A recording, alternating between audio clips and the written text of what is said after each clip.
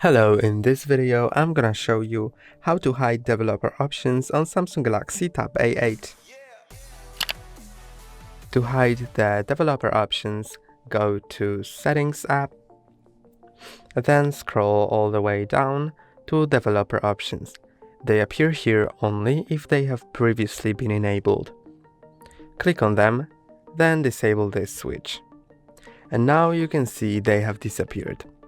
There's a chance you will be prompted to restart your tablet, so if you get an alert to restart your tablet, click on restart and then wait until your tablet restarts. In my case it didn't show up, so I can just go into any other option in settings, and now I cannot go into developer options anymore until I enable them again. That's all for today. Don't forget to like and subscribe. See you next time.